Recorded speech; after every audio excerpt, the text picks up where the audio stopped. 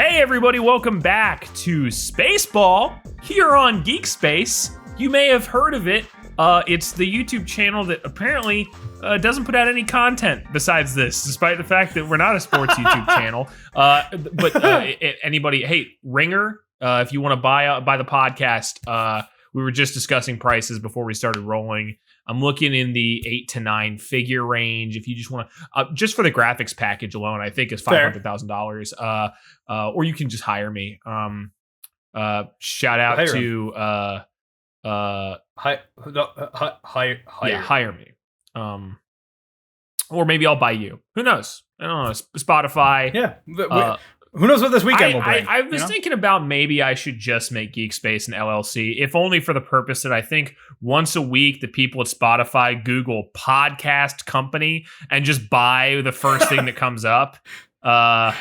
So, you know, if anybody, Spotify, I'm looking to be acquired. In fact, I would say it's required that I'm acquired. So go ahead and shoot me a line, reel me in, so to speak.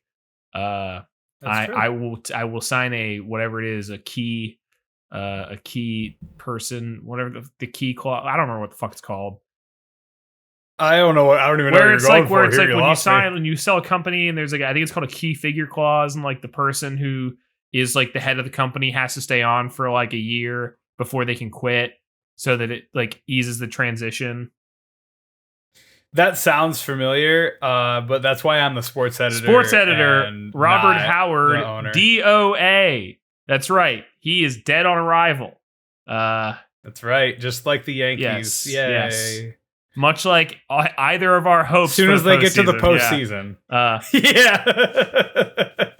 Oh, what? You thought Giancarlo Stanton was going to be World Series MVP? Wrong again, losers. Yeah, that's right. Highest payroll in baseball. Biggest disappointment. Oh, yeah. Glad to hear Aaron Boone is staying on. So stoked, honestly, in fact. So we're here we haven't done an episode in a little bit. A lot of things happened. First of all,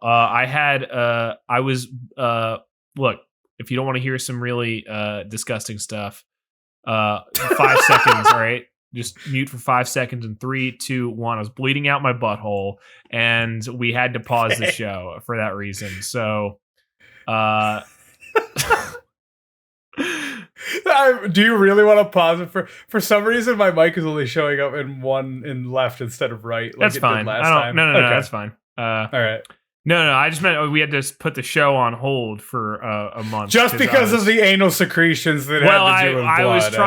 I was trying to keep that in the censored period, but okay. Yeah. Well, it's been 3 minutes. We're fine. Yeah. I forgot that YouTube actually their cursing thing actually applies to the phrase anal secretion. There was a thing on Game Grumps. I was actually going to tell you about this before we went live, but Ross was a guest because he no longer is there with them. He does his own thing, and he made a joke where he was just like, Aaron was like, we can say shit and bitches in the first minute now. It's amazing. And then Ross just goes, oh yeah, I saw that. He was like, I saw it was like YouTube made a statement and they were just like, hello, it is me, Mr. Google. And I'm here to tell you. Like, yeah. All I think of. Shout out to Glennie Google, owner of Google, saying Double G. Yeah, Double G. Anyway, this is a podcast about baseball. I'm Danny. I didn't even say my name either. I'm Danny, founder and editor-in-chief of Geek Space and baseball novice. As I every day, the more I know, I realize the less I know. This is technically your rookie year, so from here on out, it's all good. Oh yeah, I guess last year was a shortened year, and maybe I'll just achieve rookie of the year this year and then quit. Maybe I'll just be like, you go out on top once again. Spotify.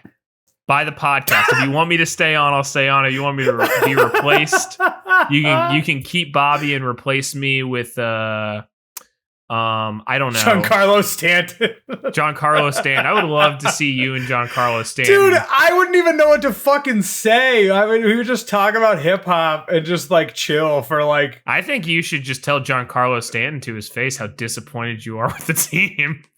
He wouldn't be shocked by that. I'm not disappointed in him. There's two people that I would not be disappointed in, and it's Aaron Rodgers and Giancarlo Stanton. Aaron Rodgers. I am disappointed in Aaron Rodgers, but Aaron Judge. I would actually love if Aaron Rodgers, if you're interested in coming on the show. Yeah, I got my COVID vaccine right here, baby. That's right. That's right. Yeah. Who on the Yankees roster would you, to their face, say, I'm disappointed in you? I feel like Gleyber Torres would be passive enough to where I would just be able to say it, and he would just be like, that's who was in my head, was Gleyber, where you just like, you got to look at him and you go like, there was a lot of shortstops available, right? We had options and we went with you. Dude, the thing is, I kept hearkening back because like at the beginning of the season, obviously, and I mean for a majority of the season, he had a lot of woes. And it was just really funny to me because I remember in the Discord that you and I share, it was just so funny to me because I wrote, I was like, this Yankees team is not winning with him at shortstop. It's just not happening. And then sure enough, that was the case. But yeah, I mean, what are you going to do? I remember, and you know what? But see, I was playing the fool there because when you were like, Gleyber Torres is not doing well, I was like, man, the Phillies made out on a steal getting Didi Gregorius, and then he fucking fell off a cliff too. And I was like, God damn it. Yeah. The Yankees made a steal when they initially had gotten Didi. I mean, I think that Didi will be fine next year. I think everybody was just blaming the COVID vaccine. Yes. And like, I'm not an athlete. In case people didn't know, I just needed to make sure to reiterate. I'm not an athlete. Dan is an athlete. I'm a natural athlete. He wasn't affected by it at all. But I can tell you right now that if I can bet that if there's some sort of like variable that maybe that's like, even just psychological, where they're just like, oh no. So like, actually, whatever, I get it. By Saturday, I might be the starting tight end for the Packers. We don't know. I mean, realistically, like, who knows if there's even going to be a game? Yeah, I mean, like, this isn't baseball at all. We still can't talk about baseball. Ah, fuck. It is crazy. Okay, all right. It is crazy that the Packers might actually have the first actual case of like so many people get fucking COVID that they have to cancel the game. You're gonna lose, yeah, and they have to forfeit it. Yeah, that is something we talked about a little bit during a couple podcasts ago with the football stuff, because like they were saying, like if you forfeit the game because of everybody getting COVID, especially if you have an unvaccinated, if you're the reason player, that there's an outbreak, I believe, then you have to forfeit the game and pay the other team television damages. And I was like, that fucking sucks. And it is crazy that might be the Packers. Yeah. Yeah. Not who I would have expected. No, I wouldn't have. I mean, the fact that today somebody told me, we will get to baseball in a moment. Yeah. But the fact that somebody told me today, well, it was you, but the fact that I was told today that Aaron Rodgers was unvaccinated genuinely shocked me, because that dude was on Jeopardy, and I would think that he'd be smarter than that, aside from just trivia questions. You know what I mean? I don't know. It seems really odd to me that they expect an anti-vaxxer to now be the host of Jeopardy. That's just foolish. Well, here's the thing. I think regardless of whether or not you think Aaron Rodgers is a smart guy, because I don't know if you especially have to think he's intelligent. I mean, athletes in general, you should never think are 100% smart, unless their name's Freddie Freeman. I guess, just you're jinxing yourself, man. No, I will not. But I mean, like, well, except for Ryan Fitzpatrick. In case you haven't heard, he went to Harvard. But true. I think that the weird thing was that, like, the Packers were always a team that ran a tight ship. Is more like, they weren't a team that where like people weren't on the same page. Yeah. Like Brett Favre ruined that. Yeah. Well, but it's been so long, you know what I mean? Like since that happened, it seemed like under Aaron Rodgers, everybody kind of united, and like, you know, under Matt LaFleur, that everybody was like Is that not his first name? What? His first name. I wasn't shaking my head. You're good. You're okay. Good. I was about to be like. I was looking at something, so I was just like looking around. But yeah, I just think that they always ran a tight ship. That it would be like weird that they were it's a little bit like hey man, first Super Bowl champions, first people to forfeit in COVID. They're history makers. That's all there is to it. I mean, because look, here's the deal. If the Eagles had an outbreak, I would have been like, yeah, that kind of tracks, huh? If the Niners had an outbreak, I would have been like, yeah, that's a Shanahan will be like, well, do you know if you're going to play on Sunday? He's like, I don't know if any of us will be alive on Sunday. Side note, we all have COVID. Oh my God. But I don't know. Packers just always seemed very put together. It was very strange that they were the first team to be like, oh, fuck, like everybody has it, huh? Yeah. So anyway, baseball. Baseball. I guess the comparison would be like the Yankees didn't have a COVID outbreak. The Miami Marlins did last year, and you're like, that kind of makes sense. Yeah, I figure that's going to be Miami. But the Yankees did have. I was going to say they broke out. They didn't. Actually, the Yankees they fell out. So we're going to talk through the postseason, but we're not going to talk about it beat by beat. We're each going to pick 3 moments that we love from the postseason and sort of use those as jumping off points. Bobby, would you like to go first? So my first one is more so like it's multiple different moments, but condensed into one thing, which is literally just, I don't understand why broadcasters keep calling games the insert person here game when the series is not over with and it fucking doesn't matter. What do you mean? For instance, give the Atlanta Braves and the Los Angeles Dodgers, there was a game that people were calling the Eddie Rosario game. It was the game where Eddie Rosario went nuts, and like rightfully so, dude went nuts. But like, it's sort of like people are obsessed, or like, I shouldn't say obsessed, but like with Michael Jordan, like the flu game. There are people like when it comes to sports, they love fucking putting their stamp of just like, it was this game. You know what I mean? Like they did. So like the thing is, Eddie Rosario, I think it was either game 3 or game 4. Because they beat the Dodgers in 6, right? Maybe even 5. No. Did they? No, I think it was 6. I think it was 5 because they walked off twice at home, and then they beat the Dodgers. No, you're right, because they did go back home to Atlanta. I was about to say because they definitely 4 and 2. So yeah, either way, right after that game, the Eddie Rosario game, which was in LA, Chris Taylor hit like 3 home runs, and the Dodgers won like 11-2 or something. And it was like the Chris Taylor game. And I was just like, fucking stop saying this. Like the next game, the Dodgers lost and the fucking Braves like won the entire thing. Like, just so goofy to me. Cause I was just like, for myself, at least, it's just like Derek Jeter was called Mr. November. He's called Mr. November, but like they didn't win that World Series. I don't think anybody realizes this.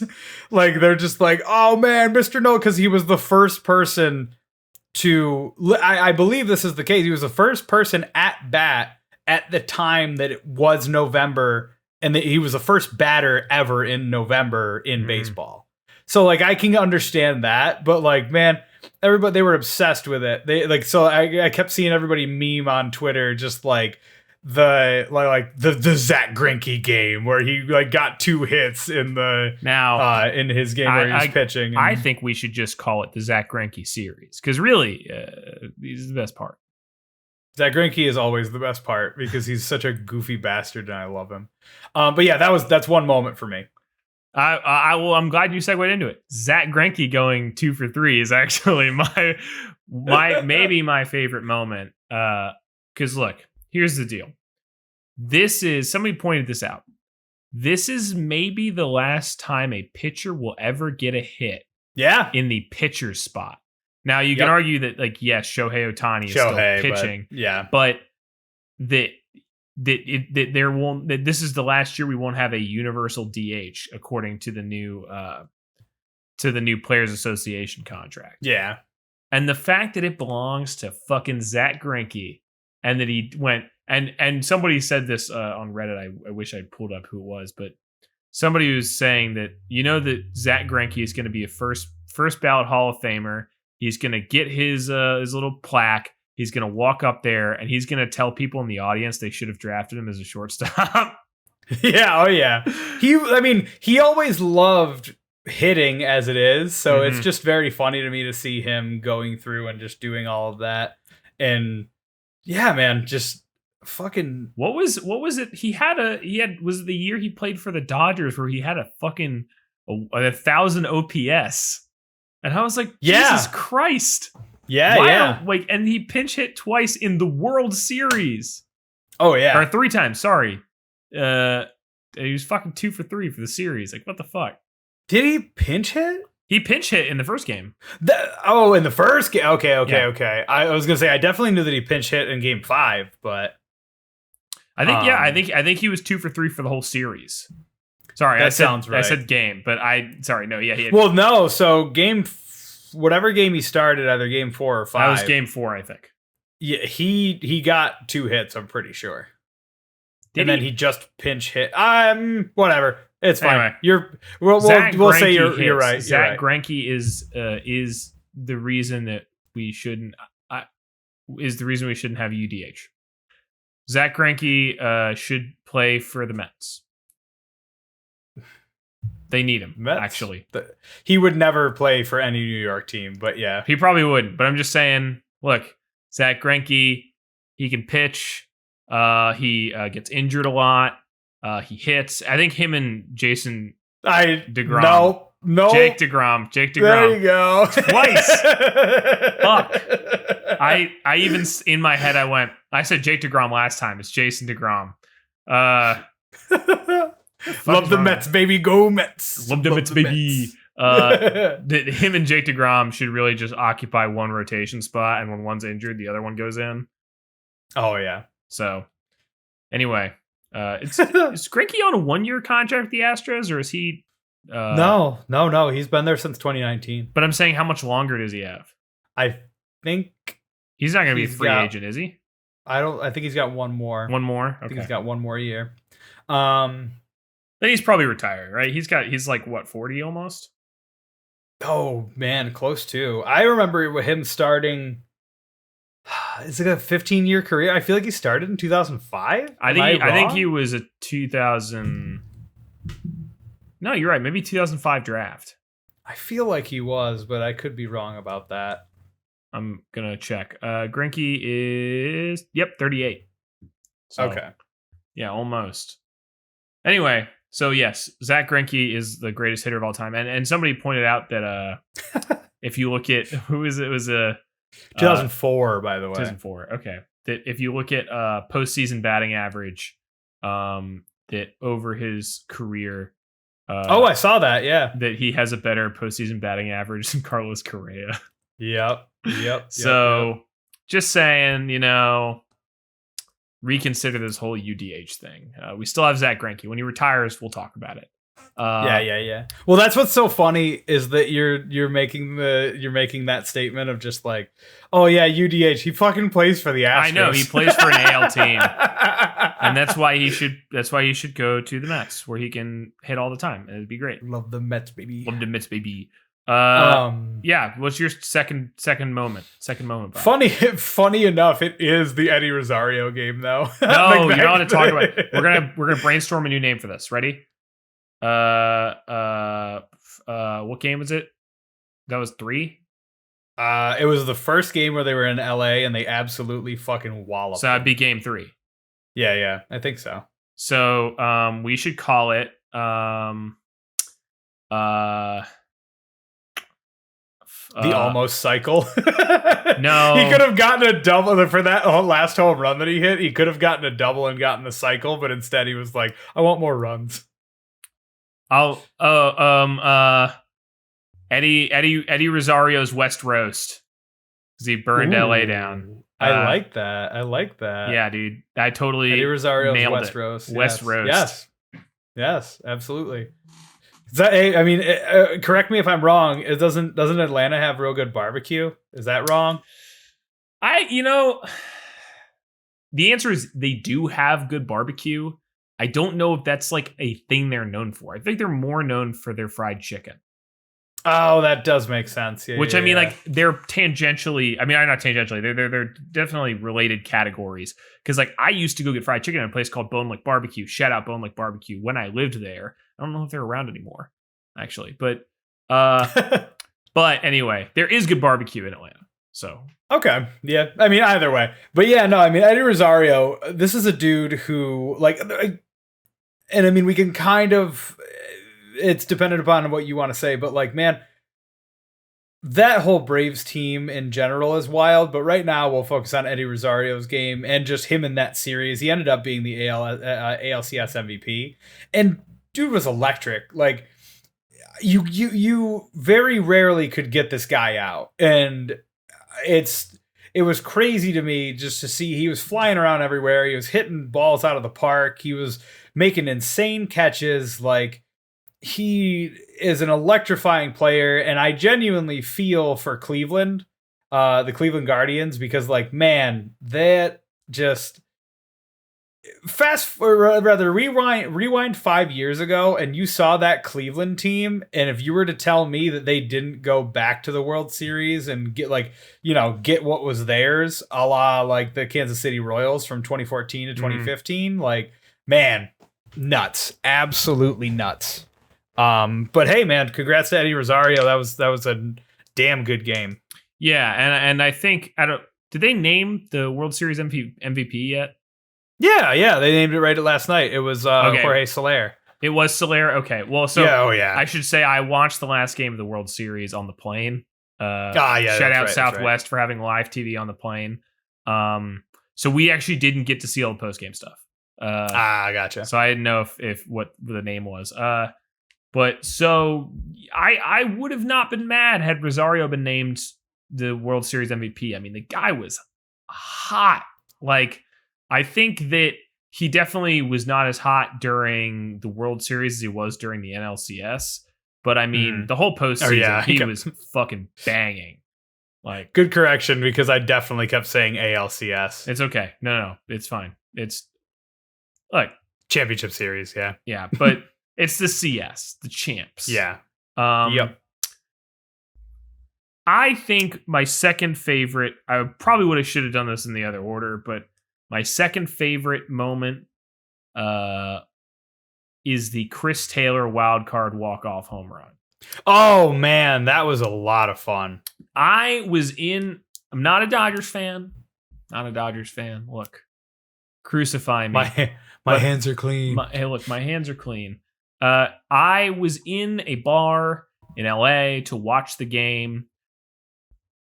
Everybody was furious that they got to that point. But when Chris Taylor hit that walk-off, it was fucking electrifying. It was like the most fun. I enjoyed baseball last year. I did. Even though it was a weird season and it was funky and like shit kept breaking, I enjoyed it. This was the first time I really felt, holy fuck, baseball is back. Even though it's the end of the season. Yeah, It was the first time, and I've been to 3 baseball games. Yep. It was the first time I was like, oh, this is what it's supposed to feel like. Oh, the whole bar erupted. I'm not going to name the bar because of this. There was the bartender had, he dipped his hand in Everclear. Oh, that's right. Yeah. And then put some in his mouth and then lit his hand on fire and blew a fireball out of his hand like a firebender in the middle of a crowded bar. And nobody cared at all. They were like, yeah! Everybody was just rolling with it. And then sorry, Rams, but LA is Dodger country. Yeah. No, what are you talking about? Chargers are the most important team in the entire LA area. They're very well loved, and often this is their year. Well remembered. Yes, the Los Angeles Chargers. Yes, but no, the bar was fucking crazy, and then of course for some reason they'd scheduled karaoke that night, so everybody sang "We Are the Champions." It was wild. That was the most which is hilarious to me. You gotta at the very least admit that to me. Holy shit! They fucking were saying "We Are the Champions" when they won the wild card game. That's very funny. There was a guy in the bar who, while everybody was singing "We Are the Champions," which look, Dodgers technically the reigning champions at that moment. There was a guy in there who I think was a Giants fan who'd come with his friend, who was just like, it was the fucking wild card game. Everybody calm down. Oh, too bad for that Giants fan, man. Yeah, too bad. I bet he fucking goes home thinking about that. It's but yeah, that was cool. That was that's a moment that I think had that Dodgers ALCS actually come to them going to the World Series. I'm kind of sad. I think that Chris Taylor moment is going to be forgotten because of the fact that the Dodgers didn't win it all. If they did, I'd be like, that's one of those that goes down the annals of history. That would be a more recent version of the David Freese inside the Parker. That's what that would have been. But in the moment was still fucking amazing. Yeah, and I think that, man, that was so fucking cool. Baseball rules. Your third moment, Bobbert. Honestly, probably the back-to-back Dansby Swanson and then Jorge Soler. I don't mean to keep reverse picking those orders. No, I won't, because it was Dansby Swanson and then it was Jorge Soler. Which, last night? No, game 4. Oh, okay, sorry. Yeah. No, because that was the back-to-back, because the thing is, the Astros were up 2-0. 2-1. And then they won, as then Dansby hit a home run, and then Soler hit a home run. Talk about electric. Soler was not, that dude was unstoppable. From the COVID IL to World Series MVP. I can't, that's insane to me. Actually, no. Sorry, Soler. It was a rad moment, but no. Fucking Charlie Morton breaking his leg and then striking out 2 batters and then finishing the inning. Literally pitched until he could not pitch anymore. Fucking Jesus, that was awesome. That set the tone. And honestly, if Charlie, this is all hypothetical, and the Braves won, obviously, but for me, and this is such a wild statement that I get it, you're gonna have to fucking hose me down because it's such a hot take, but if that didn't happen, I don't know if the Braves win the World Series. Wow. Okay. I don't because that seemed like that was such a, because the thing is, what you also have to put into perspective is that after that happened with Charlie Morton, it was okay, now we have to start random fucking, don't get me wrong, his name escapes me. Is it Devin Lee? No, not Devin Lee. I always want to say Cliff Lee, but no. Either way, there was it was Tucker Johnson was one of them that started, and then are you talking about just people in the Braves bullpen? No, for the start, they started the game. I'm saying game 3 and 4. In Atlanta they had started, but either way, my whole point more so is that they had to kind of rely on the two. One of them hadn't started since July, and the other one had never had a big league start. I think that was their first start. I'm gonna find it. I know what you're talking about. But that, it's stuff like that. If Charlie Morton hadn't that hadn't happened, who's to say that the Astros wouldn't have just found Charlie Morton out? Because or in that Ian Anderson was game 3. Ian Anderson was game 3. Yeah. Who am I thinking of? I think the game 5 is actually who I'm thinking of as far as that. But Ian Anderson is definitely, it's Ian Anderson and Tucker Johnson were the two that I'm thinking of, truthfully. And I mean, game 5, there was also a young starter too. He didn't last super long, but even so. Tucker Davidson was game 5. Johnson. So game 4. Trying to find it. Sorry. You're giving me so many different games now, Bobby. Can't decide which game it really was. Listen, man, a lot happened. Dylan Lee, thank you. Okay, I was close. I was not referring to the porn star. Anyway, Devin Lee. I don't know who that is. I'm not a psycho who watches porn. Look her up. I don't know what to tell you. Watch porn, Bobby. Yeah, well, if you did, maybe your favorite baseball team would win.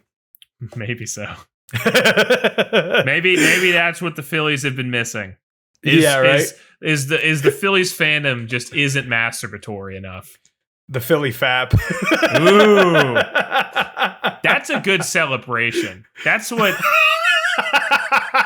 Do not say the Philly Fanatic should be doing that. I don't want to hear it. I was thinking, you know how Freeman does the the chop, yeah. Well, not that one, but like he does the like that's still a chop, yeah, but that's I'm trying to think of like that's like Alec Boehm's thing is he how he pimps it every time is he goes around third and he just jacks off on the dugout. Third base coach. Oh my god. But yeah, no, I like that's it seems like a wild statement and like sure I'm wrong, but like again, baseball is all about momentum.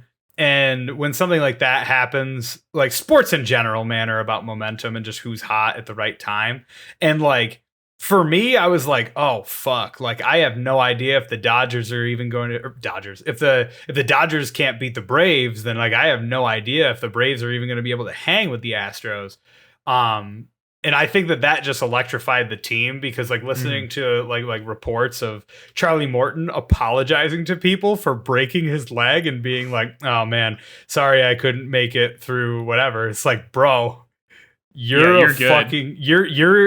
are in the annals of history as like you literally pitched just like CC Sabathia, man. You pitched until you couldn't anymore, and that's fucking incredibly impressive. And they are in no particular order as far as that, at least for me, but man, that was insane. That was what baseball is all about. Yeah, mine are also in no particular order, I should say. I said second, I just meant the second I listed. It's hard because my third is just from last night. It's hard to say what the defining moment is of that night. I think probably it's the Soler 3-run homer. Because first of all, talk about a pimp job. Like he drops his bat and he beats his chest. Like he was so confident. Oh yeah. But then immediately after that, or I guess I should say immediately after that, but the next, I think it was like a couple. The next score was Freddie Freeman's home run, Dansby Swanson first, and then after that was Freddie Freeman, and it's like Freddie Freeman getting like twice, Freddie Freeman homering in what like many people were saying is like might be his last game in the Braves uniform, which I don't think is actually going to happen. I don't think that's the case. I think he's going to resign, but. I think that it was kind of like weird for Joe Buck to just like randomly be like just randomly say that. And he did the same thing with Carlos Correa at the end of the night, but it was just still like goofy to me because it's just like, right. But I mean, to be fair, a lot of that was like a lot of like Braves fans being like, we don't want to hear this right now. And it's like, well, kind of cool your Jets. But also I do think that like, he is Freddie Freeman. He's like the face of that franchise. Yeah. Mr. Brave, man. Yeah. So I think that the fact that he didn't go, 0 for 3 in his last game in the World Series, like that's the fact that he fucking homered is like, that's why we're here. That's ended with an exclamation point, man. Yeah. And so even if he sticks around, that's definitely a big moment for the Braves to have their favorite player do their favorite thing in the most important time in their franchise history. So that was fucking awesome. And then I think a little one that maybe cheat, but it can happen. Look, I guess there's no replay here, so I can't reverse it. Just fucking shutting out the fucking Astros. I think it's like maybe a whole moment. But insane, yeah. Fucking Jock Peterson getting that catch and getting his knee stuck in the ground and doing a somersault. Dude. As a former outfielder, and I was actually on Discord with one of my buddies, I was like, dude, do you remember when you were playing in baseball and like you dove and your knee stuck in the ground and your hip just like moved in a way that it really fucking shouldn't have? And he was just like, yeah. I was like, yeah, I just saw Jock Peterson do that, and now my hip hurts. So like I feel it. The fact that Freddie Freeman went 2 for 4 with a double and 2 RBIs, listen, I'm not gonna say that because I drafted Freddie Freeman and then I went through my franchise and then I won the World Series with Freddie Freeman on my team that they won it. I'm just going to say that happened. But I love Freddie Freeman. I think that he's probably one of my favorite like players in the game currently. Selflessly, I don't want to see him on the Yankees. I think he should stay as a Mr. Brave. I think that would be it's very selfless of me, the Yankees fan, who has nothing to do with the checkbooks or anything like that. But gun to your head, he's not allowed to stay at the Braves, and he's not allowed to go to your team. Where do you send Freddie Freeman? Oh, I don't know, man. Fuck, that's rough. Because I genuinely, I just like seeing him as a Brave. Where do I think he would be the best fit? I guess, yeah. What if I say Los Angeles? The Dodgers? They need a first baseman, man. I guess they do. Yeah. Like Max Muncy, if I'm recalling correctly, Max is a second baseman or a first baseman? Max Muncy is a first baseman, I think. Is he? Okay. I think it's the infield is usually Muncy, Trey Turner, then Corey Seager, and Justin Turner. Justin Turner, yeah. Trey Turner before Trey Turner though, who was at second? Before Chris Trey Taylor? Turner, I think. Well, Chris Taylor's like a utility player. Yeah. But they also had last year was Kike Hernandez was at second. Yes, that's right. And then they also had oh my god. Why can't I can see his face? Shit. He played in the championship series. He played. He's on the roster, some might say. But anyway, sorry. I don't. Yeah, I mean, it's not going to the Giants for Brandon Belt. Maybe the Padres. Like, who the fuck is their first baseman? I know Cody Bellinger. Yeah. He didn't play second though. He'd always play first. But is he? Oh, you're right. He's gonna be. I wasn't even thinking about the fact. Wait, no, he's not a free agent now, is he? Cody? No. So why did you say they need a first baseman? He shouldn't be first baseman. Well, he is an outfielder. That's what I was saying. Oh, okay. And they were using him as a first baseman because Max Muncy was injured. But the thing is, what also can be a factor into this is that he's a first baseman, but also if universal DH is a thing, then and then I was gonna say additionally they also have, which I guess he did play a few times. They have Gavin Lux listed as a second baseman, although he also played in played the outfield. He played in the outfield. He played center a lot. Well, it was weird to me that they the thing is their issues in center field were because Cody Bellinger had to play first because Max Muncy was injured. Out, yeah. So what I would say is, not to just randomly be like Dodger front office talk, but what I would say is that if universal DH is a thing, you put Max Muncy as the DH, you bring in Freddie Freeman at first base, and then you have Cody out in the outfield, and then you use people like Gavin Lux or Chris Taylor as utility guys. I feel like Chris Taylor made the All-Stars, so I mean, you should probably start him. Yeah. But yeah, and I mean, I think that this is also Justin Turner's last year as a Dodger, I believe. Okay. But either way, no, I mean, I Freddie Freeman hitting that exclamation point at the end of the night was fantastic. Honestly, I think as far as the whole postseason, like, not my favorite. Probably my favorite moment is literally just that last play. Mm-hmm. Yeah, just Dansby Swanson throwing it, and like Dansby thinking second. No, I got to throw it to first, and then he throws it to first, and like that shot of Freddie trying to put the baseball in his back pocket and just not even giving a shit and just jumping around. Everybody getting excited about baseball is what's awesome. I genuinely wish they would have won in Game 5. But Game 6, the prophecy. Yeah. It was very cool. I think that the fact that they, oh man, what was it? A 15-year drought, 16-year drought 95. that they hadn't. Yeah. So I'm bad at math right now. 16. Okay. Thank you. But when it's right there in my face, I'm like, wait, I'm stupid too. Wait, are you talking about postseason or World Series? World Series. That would be way more than 16. That would champion, yeah. Champion is what I'm referring to. Like World Series champions. Yeah, so 95, I think, would be the last one. So that'd be 2005, 2015. Those would be 26 years. Yeah, there you go. Okay. I was getting that mixed up, so I was like, wait a minute. Anyway. Yeah, man. World Series was rad. I'm sending Freddie Freeman to replace Hosmer. Sorry, that was I just thought about that. I literally just had said Padres too, but I was just like, Yeah, that's a good one. Also, I mean, send everybody to the Seattle Mariners if you can. I knew you were gonna fucking say that. I was literally gonna be like, oh, send him to the Mariners, I guess. Where is Kyle Seager? I wonder where he's gonna end up. Anyway, yeah.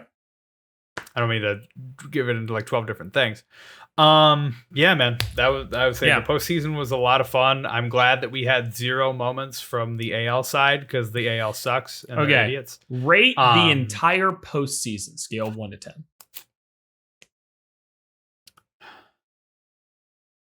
I have to throw my bias out. Oh man. You said 1 to 10. I was going to say 1 to 10. About to say 5. I'd probably say an 8. Really? Yeah. I give it a 6. Time's up. Carlos Correa brought the hype. I mean, I think I don't know. I feel like both of the Kike Hernandez brought the hype too. Kike Hernandez did bring the hype, and remember when I told everybody should sign him, and everybody's like, "Oh no, he's just a utility player. He's okay." Think again. The man. Did I ever say that? No, the Twitterverse did. Gotcha. I just wanted to make sure. I was like, you can call me. Kike Hernandez is worth his weight in gold only in the postseason. He could not play a singular regular season game, and he's worth every fucking dollar if your team can get him into the postseason. Didn't he make he made a fuck ton of records this year? He did. He I think broke 3 different records. Like, fuck me for knowing what they would be, but I do remember that he was fucking going off. Yeah. I think that both of the championship series were pretty good. I watched way less of the ALCS.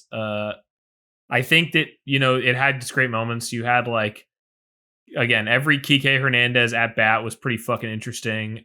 Carlos Correa's, my time. And then, of course, the response to the Carlos Correa my time.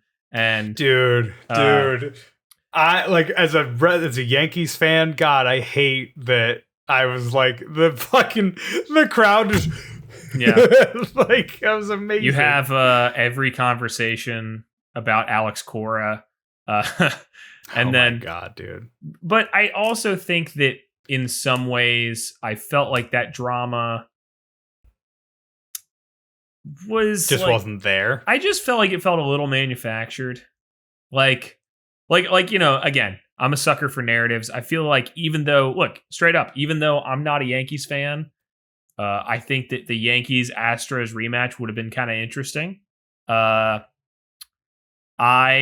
felt like the whole White Sox Astros series was pretty fucking lame. Oh yeah, dude. Like, I don't know what it is about the AL Central. I mean, I do. All fucking 5 of those teams are like imitators, but okay.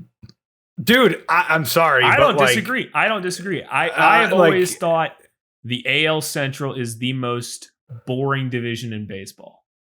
The thing is, before, like, if this were the Cleveland Indians from, like I was saying, from 2016, 2017, now Cleveland Guardians, like, it would be a different story. I think that Cleveland team was a lot of fun. But it, like Chicago, I think is a lot of fun too. Like, they got Tim Anderson, Jose Abreu, oh my God, Eloy Jimenez, Lucas Giolito, Lance Lynn. Like, they've got all of these very good players. Like, realistically, if you put Lance Lynn or Lucas Giolito on like any other squad, I feel like they're going to be fucking turning some heads. But yeah, for some reason or another, like, I think the White Sox winning that game against the Astros was the first time that the AL Central had won a game since the Cleveland Guardians had like won in 2017.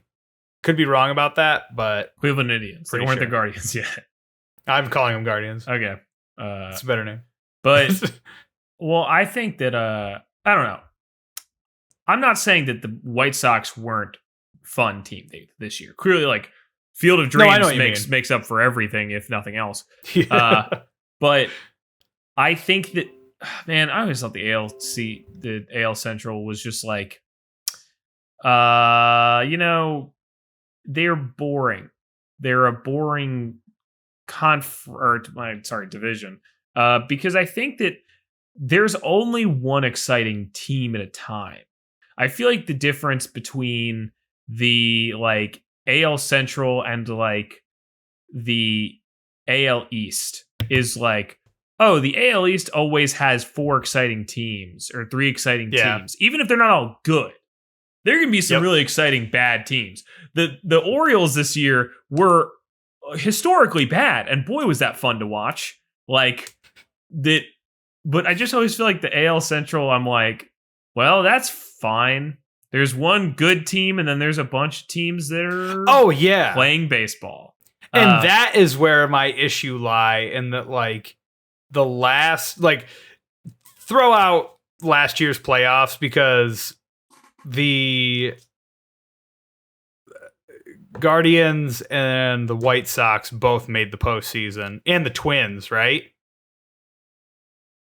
Yes, they made wild Twins, card, Astros. It was Twins, Astros, and then it was White Sox.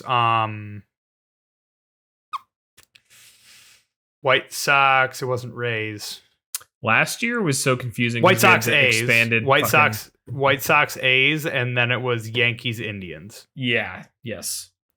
So I'm trying my best. Wait, but last year? Yeah, 2020. I thought it was Yankees Twins. No. You are confusing yourself with like every other postseason. Oh, that's right. Yeah, sorry. Yeah, but no, Twins played the Astros, and everybody was like, "Whoa, the Twins are gonna mop the floor with those posers." Yeah. And then the Astros won, and it was just like, whoa, who knew that team that was historically good at baseball is still good at baseball? I will say, kind of hope that Houston has I hope, you know what, I'm as a Yankees fan, people don't also know I'm also a witch doctor, to which I say I hope that there is a voodoo curse on the Astros, just like there was a curse of the Bambino, there's a curse of the Billy Goat. Give them the curse of the piece of metal, huh? Why don't you give them that? I like the Astros. I have come full circle on this. I think that they were the perfect heel, and I'm so glad they did well. Like, I think if they won it all, it would have kind of sucked, because then it would have been just Astros fans for a whole year being like, Actually, we were really good. And so anybody who says that we cheated, you should shut up because we were actually really good and we won without cheating. That would have been annoying. But I think that the fact that they basically just played the heel role this whole year was phenomenal. Oh yeah, and that's the thing is they kind of got like Joe Buck was talking about it at the end of the game. They kind of got a reprieve from that last year with no fans, but this year they kind of had to take their licks, and they are a good team. And I don't like again, they are a good team. I've never said that they like aren't a good team. However, my issue and a lot of people's issues are that they cheated, and so. Not to get into that whole rigmarole, but that's where I sit here and I say there are now 2 World Series that they have been a part of where they were historically known as not cheating, and they lost. So hey, who knows? I mean, the fact that Carlos Correa is not coming back to Houston, the fact that we don't even necessarily know, like, as far as all the other pieces, who's coming back to Houston as well. Dusty Baker's a fantastic manager, so he, like, I'm certain that whatever they do, that'll be the kid. Like, they'll be okay. But like the Mariners, maybe even the Angels are nipping at their heels now. And the Athletics also, by the way, really quickly, it's weird, but the Athletics are ranked above the Astros. Even I think that's fucking stupid. Yeah, that's crazy. Like they lost their manager. I don't even understand. They didn't even make the postseason this year. Anyway. By the way, now the Padres. Yep, that's right. Melvin. Bob Nolan. Thank you. Wait. Melvin. I said Nola. But yeah. I mean, I'm a fan of a good curse because then you give it like a good 600, Jesus. You give it a good 60 to 100 years. When baseball no longer exists and the Astros are now a intergalactic paintball team. Blurnsball. Oh, yeah, from Futurama. Yeah. Look, here's what I want to happen. I want the Astros to be good. Better than they've ever been. I want them to do it with an entirely new roster. Yep.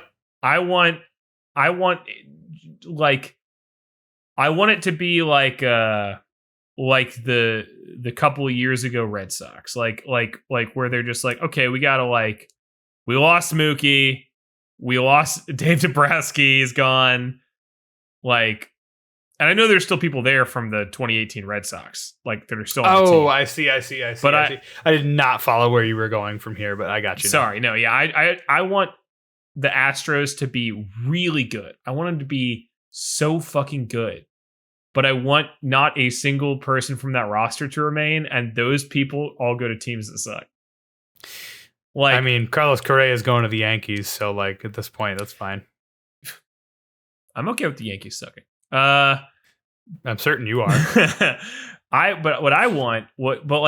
I mean, I think Bregman's got another couple years on his contract, so this probably won't happen immediately. But man, how fucking funny would it be if like Bregman gets like signs with the fucking Rockies, just like, and then I think Altuve's just gonna retire.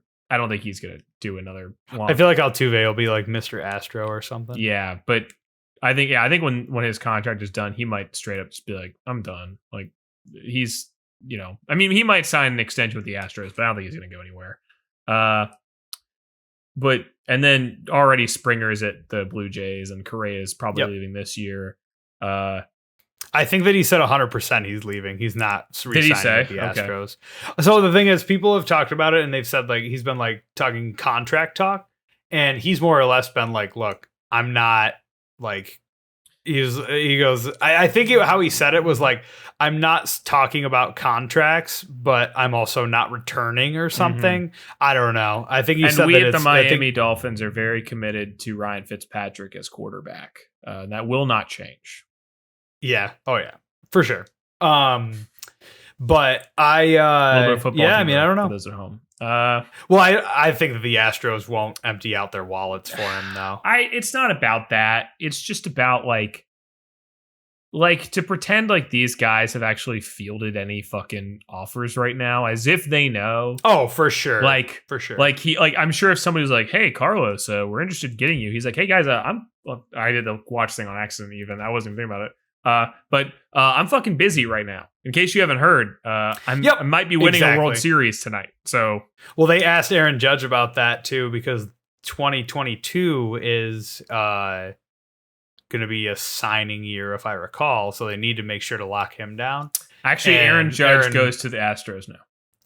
No, Aaron Judge would go to the Dodgers, and I would hate my life. Oh, yeah, that would be true. It would for sure happen. It would for sure fucking happen. But that's what's really funny to me. I don't even like that's betting odds are the Dodgers and the Yankees, and I'm like, what the fuck did the Yankees do that makes you think that they are number 2 now? Like, they've done nothing. All they did was get rid of their hitting coach, and and their third base coach. That's I guess the thought process being the Dodgers are losing Corey Seager.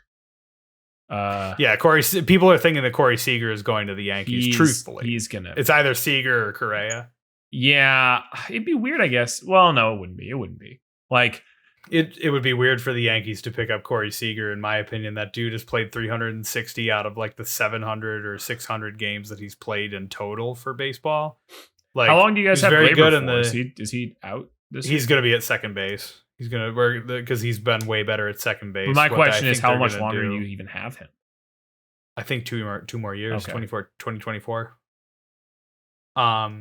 So like, yeah, that's more or less what the infield will be. But no, man, I think that I agree with you, and that like I honestly do wish that there was less of that Astro team there. Dusty Baker was like, well, that Astro team, like this year when they played the Yankees, that Astro team isn't the same team. It's like, yes, I get that, but also you have Jose Altuve, you have Carlos Correa, you have Alex Bregman. Like, you're just gonna hear it and you're just gonna fucking deal with it because like that's gonna be their cross to bear for the rest of their lives. Those players, yes, those players, yes. I guess Altuve, even though he didn't cheat, but so he says. But I'm always it's always like a complicated situation. Yeah, right. But in my opinion, I guess I just get frustrated with the mentality, especially a team like the Astros. Like, look, the Astros, I'm not going to say are a put upon team historically, but they're not the fucking Red Sox. Like, it's not like the Astros are a big, like, hulking behemoth historically. Like, they had really good years. Clearly, they had, as our friend Asai said, they had the rocket. But they aren't, they aren't the Dodgers or the Yankees or whoever. I think that the idea that like, and these motherfuckers deserve a curse. Like, hey, look, their curse is wait 5 years, they're gonna suck again. Like, once they lose their entire all-star roster, they probably won't be good. Like, that's not a curse when it's teams that are not. Dude, I can't sign off on that. I'm not. Yes, if they lose Jose Altuve and if they lose like Carlos Correa, well, they're 1,000% losing Carlos Correa. Yeah. Jose Altuve and is it Alex or Alec?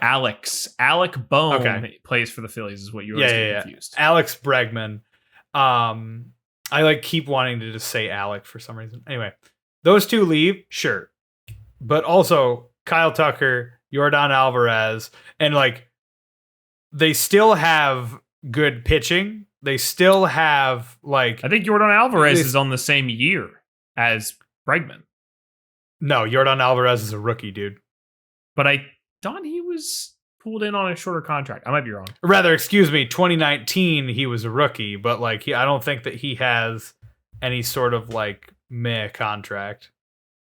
All right. Anyway, continue. What happens is it'll probably get settled in arbitration. But other than that, or either way, like They still have Yuli Gurriel. They still have Kyle Tucker. Yordan Alvarez absolutely is on a 1-year contract with 3 arbitrations. Yeah, 3 arbitrations. Like I said, they will likely get it settled in arbitration. Yeah, but you were correct in that. So right? yeah, he's his, I think, exiting year. I guess it's a year after Bregman, but that would be the same time. Yeah, roughly. I mean, they still 1 whole year, but yes. But even so, like I think that Houston also, like, historically isn't a very big market, but like at the same time, at least historically they didn't used to be. But like the amount of like every time you're watching like a Houston Astros game throughout the season, they're always packed to the fucking rafters. Like they're like, I think that this is definitely a swing. Especially like Houston sports, like the Rockets, the Texans, like well, I shouldn't necessarily speak for the Texans. I don't know how they're looking these days, but Tyrod Taylor's going to be the MVP. Haven't you heard? Yeah. Oh yeah. Is he on the IR now? Yes. But no, man, I think that they're going to be good for years and years and years. I guess my frustration is it's only a curse, or people only talk about a curse when it is a team that is a historic powerhouse. Like, I'm not saying the Astros haven't been good or that their fans don't care. I am saying, like, when you say powerhouse, like, I'm trying to think of a good example outside. Do you mean like really, really good markets? No, I just mean really, really good teams that have been hyper dominant. Like the Astros have been hyper dominant recently, and they've been fairly dominant since moving to the American League. Like since joining the AL West, I think they've been pretty fucking good. Like there have been, I think that I'm not doubting you. I think that I would agree with that, like from 2015 on, you always have seen, I believe they have been in the postseason every single year. Yes. But I'm saying like that is only if the Yankees didn't make the postseason for 30 years, that's a curse because they're the Yankees. If any other team doesn't make the postseason for 30 years, that's because they are another team. Like, or maybe 30 years is a lot, but like, it is a lot. If the Marlins didn't make the postseason for another 10 years, would any of us be like, the Marlins are cursed? We'd be like, no, they're the fucking Marlins. Like, yeah. So no, that I understand, but the difference being is that like the whole idea of this curse in general is that they fucked up and they did something stupid. Ergo, like they did something stupid and got caught doing it. So now they're fucked. Yes. Ergo, the stupid Billy Goat game or trading Babe Ruth, like that's where the catalyst comes from in that curse point. I understand that. I'm just saying, I think that people want the karmic retribution of a curse. And I'm like, hey, just wait 5 years. You'll probably get it. Yeah. Like, if you want the Astros to suck, hey, they're not the Yankees. They are not the Dodgers. If you just wait 5 years, they'll probably have another bad patch, and you can laugh at them. That's true. You don't need black magic. It's fine. Like, it's true. The Dodgers the Astros are not the Dodgers because the Dodgers are the New York Yankees of baseball. Yes, exactly. So. I mean, look at the NL East. I feel like you saw on my face where I was like, there was a moment where I was like, I'm waiting. The Dodgers and the Yankees are the only 2 good teams, and they are actually mirror images of each other. And they haven't faced each other in the World Series since like 1980. I was gonna say that if you want a good example, look at the NL East. The karmic justice on who is good and who is bad gets redistributed 3 or 4 times a season. You want to know a cool fact? In the last 20 years, every single NL East team has been in the World Series. Except the Mets. No, has won. The Mets are the only people who haven't won a World Series. Yes. I saw... let's go Mets. Maybe you love the Mets. I saw the Ringers, Bobby Howard, or sorry, you're Bobby Howard. Bobby Wagner tweeted about this. Gotcha. Where he said, every single, and he's a Mets fan, says every single NL East team has won a World Series in my lifetime except for the Mets. It was so funny because I was on Discord with my buddy Cam last night. We were talking about it, and I was just like, how do you I was like, how are you feeling about this game? And he was just like, man, I just wish they'd both lose. We know it can't happen. And I was just like, well, who do you want to win? He was like, none of them. And I was like, all right, fair enough. Man, you know, I was rooting for the fucking Braves. Like, I just love I guess maybe I grew up too close to football. In the way I've always thought of it is like, trying to think of a good way to explain this.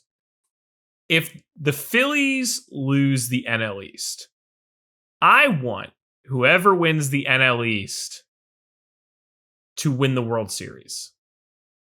Because it makes your team look like it's like a good team. Yes, comparatively. It just makes me. I've heard that logic. I don't even say that makes them look good because they do not look good, but it makes it sting a little bit less that like we got knocked out by the best team. You know, what are you gonna do? I had one of my buddies. His dad is a huge. As far as I know, he's still alive. So is a huge Steelers fan. And when the Steelers ended up getting knocked out of the playoffs one year, I can't remember for who. I think it was against the Patriots. He was like, "Well, that means you just have to root for the Patriots, or your team wasn't the better team, or whatever." And I was just like, no, that's not how that works at all. I'm not going to root for them. But I've definitely heard that logic, and I completely get where it's coming from. So I feel that. Yeah. Cool. I mean, I'm not saying that everybody needs to think like that, but I've always just felt it's a cool perspective. Yeah. And I mean, like, again, especially versus this Astros team, I'm like, why you really want me to be like, I think that people who are like, oh, actually, fucking, it'd be really funny if the cheaters win because fuck the Barbs. I'm like, now you're just being lame. Like, you're just being bitter. Like, this wouldn't happen because clearly, well, I mean, you basically deal with the NLCS. Like, gun to your head, would you rather Carlos Correa get a ring or somebody from, the fucking Red Sox? Like, if you really are like, I'd rather Carlos Correa get a ring because I don't care if he cheated. I don't like the fucking Red Sox. Fuck them. I'd be like, well, that's because you're a loser. Like, get over yourself. I really would say that. I can tell you that I was rooting for the Astros, but I also was like, regardless of who wins this, I'm not going to root for either team. Wins this. I guess that's fair. I just feel like that's. I don't know. I feel like this should be cross the lines on politics. Like, we shouldn't.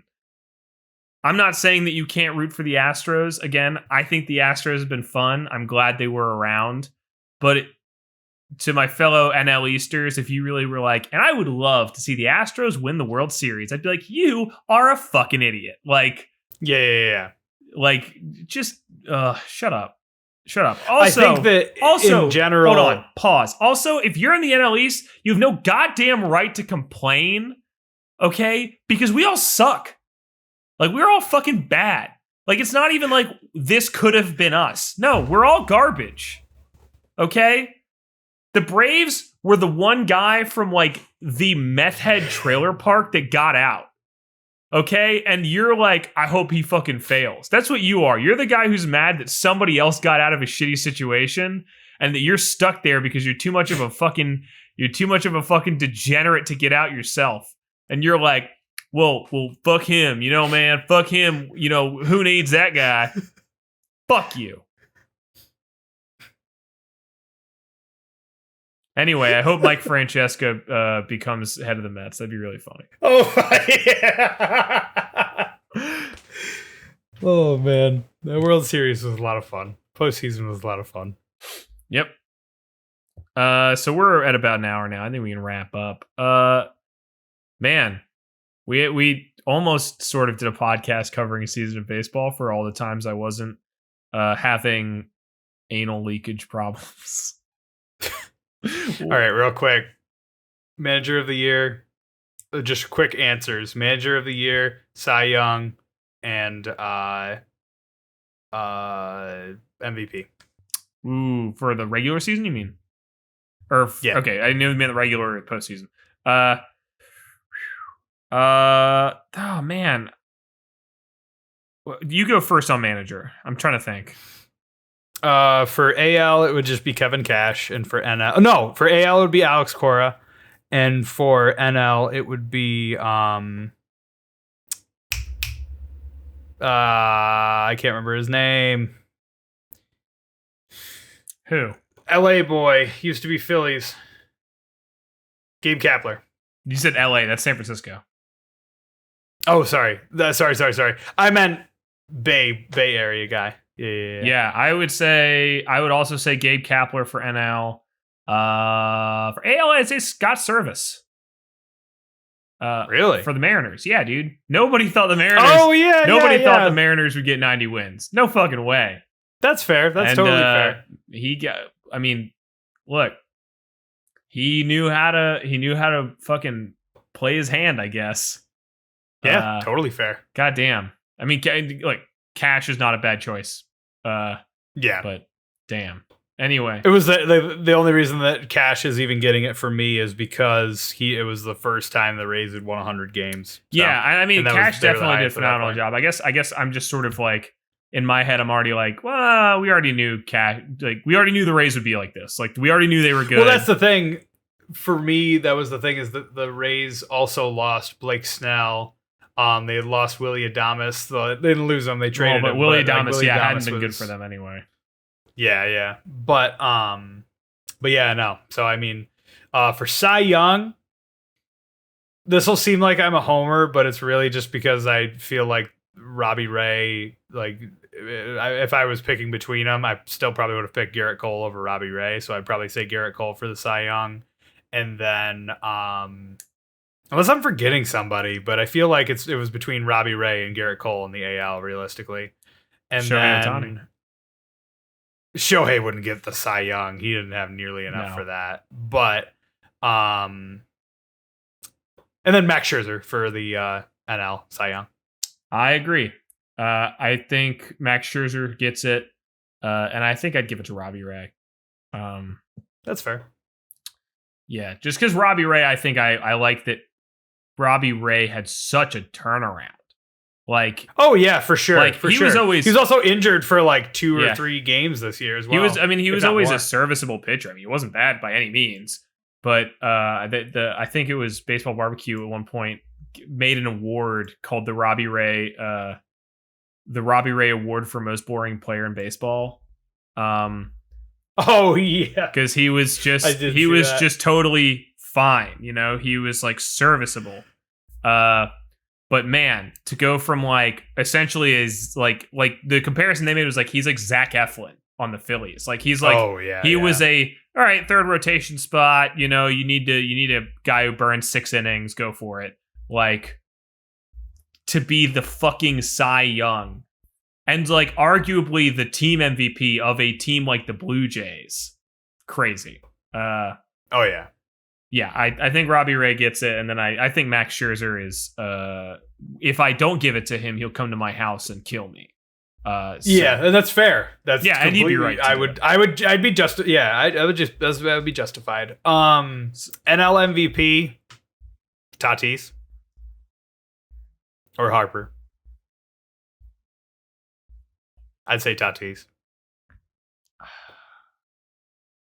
I think if you asked me in July, I'd say Tatis.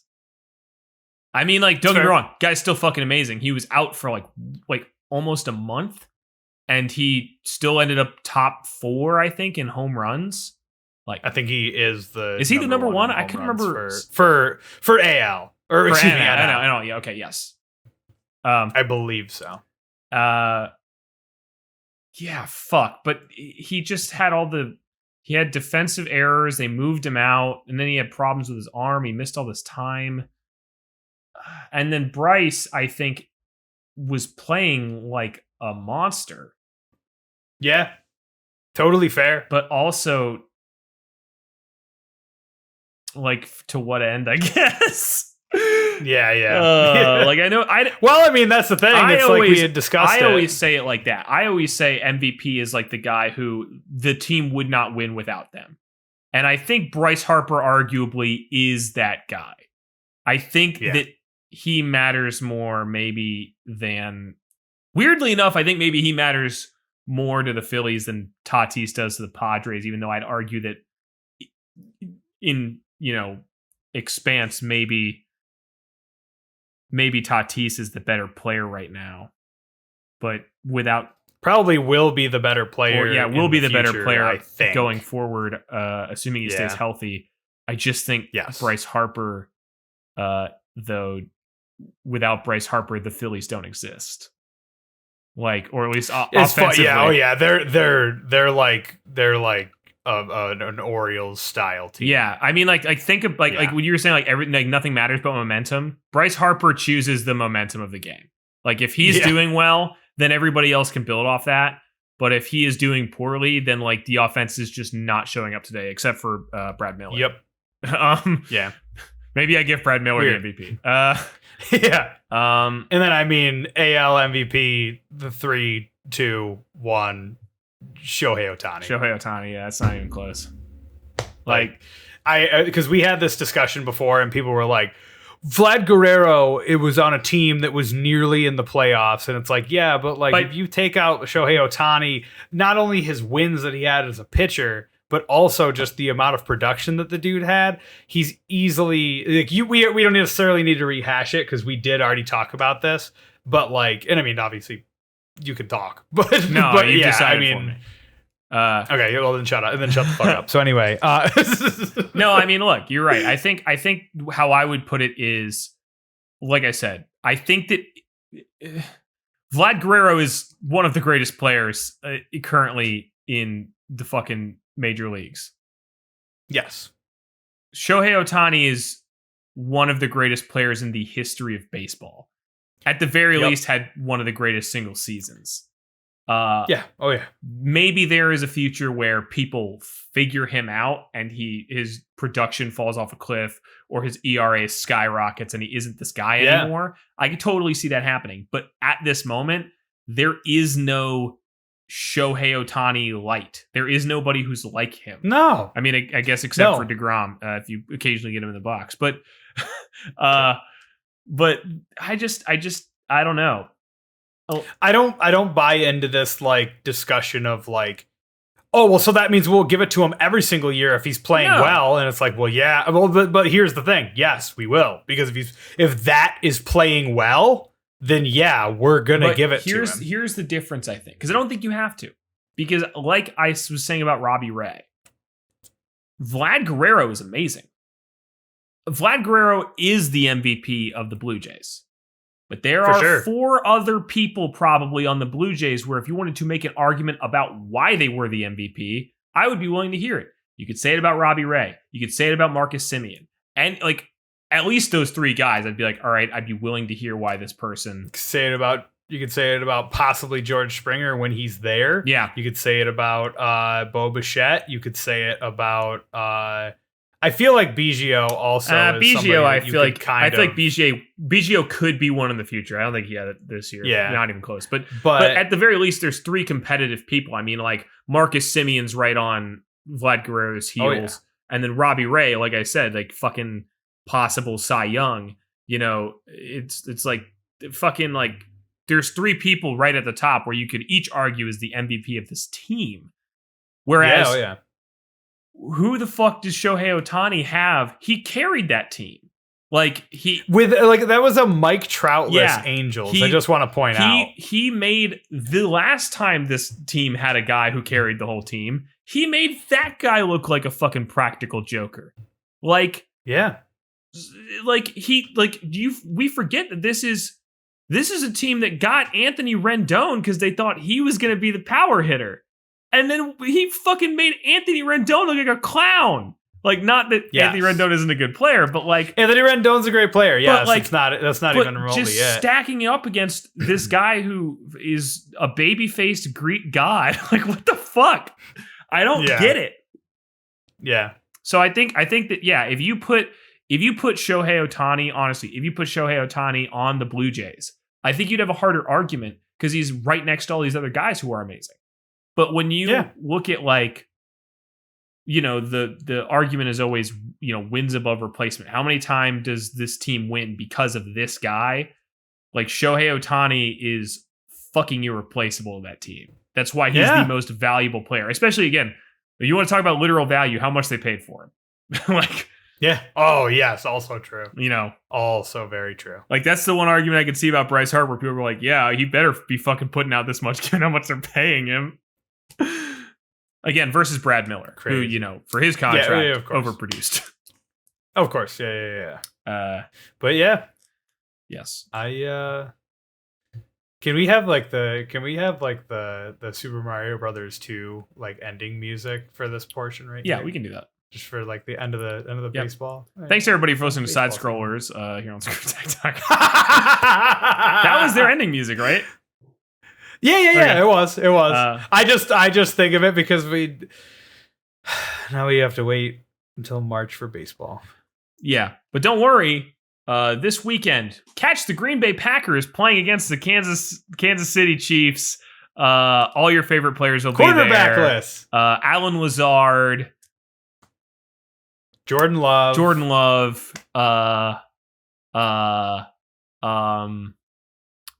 Leonard Fournette. He's there, right? He's on Chiefs, right? No, he's on the Buccaneers. Who's the guy on the Chiefs that isn't Clyde Edwards-Helaire? It was Le'Veon Bell, but he's not there anymore. Fuck. I don't even remember. It's okay. Anyway, thanks everybody for watching and listening. We had a great season. Great season. Have a good time. And that. Call me Junior. Call me Junior. Call me. It's showtime.